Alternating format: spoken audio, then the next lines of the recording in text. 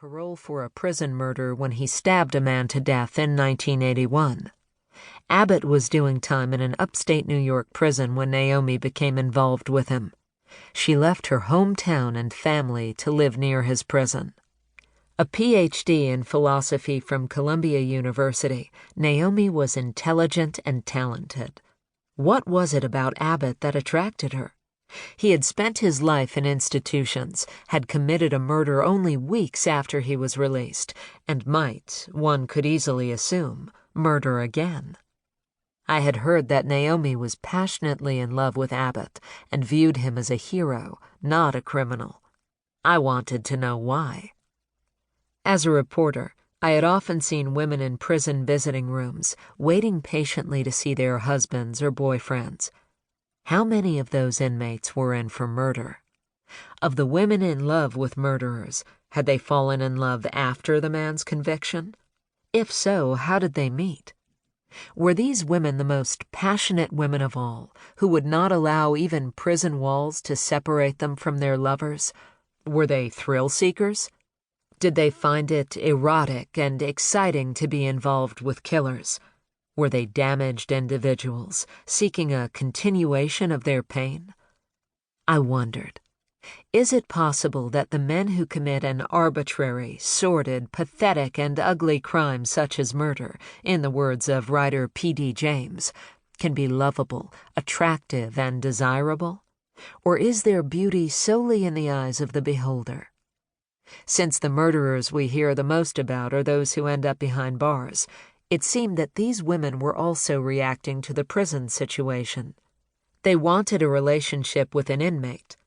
But would any convict do? Did women also fall for burglars, white-collar criminals, drug dealers? Or was it only murderers who drew them?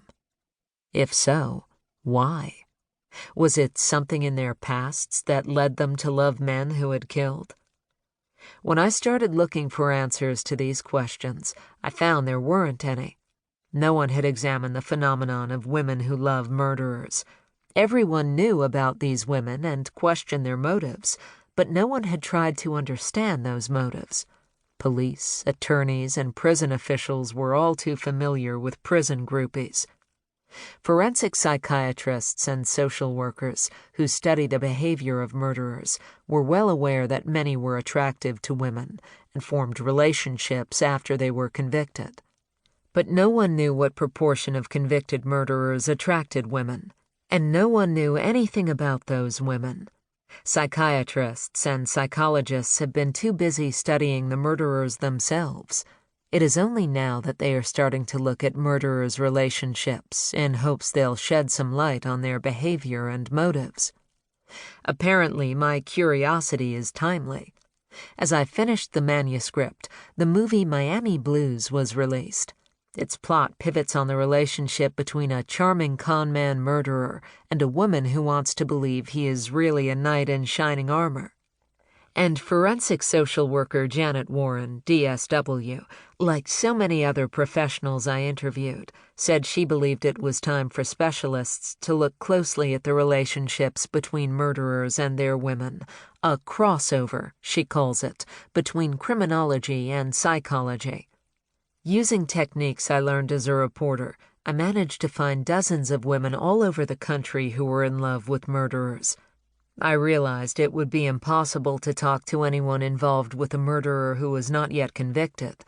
Indeed, I was not able to interview Mary Bain Pikel until her husband's trial was just about over.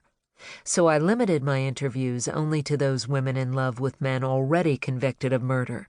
Surprisingly, they were not hard to find.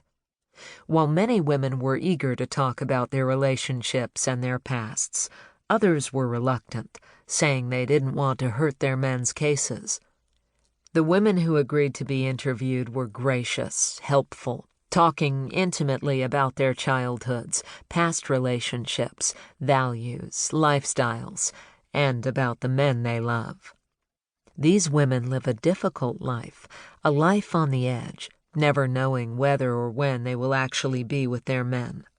But that, I have discovered, is a large part of the attraction. The women, damaged in many ways, have a deep need to love someone with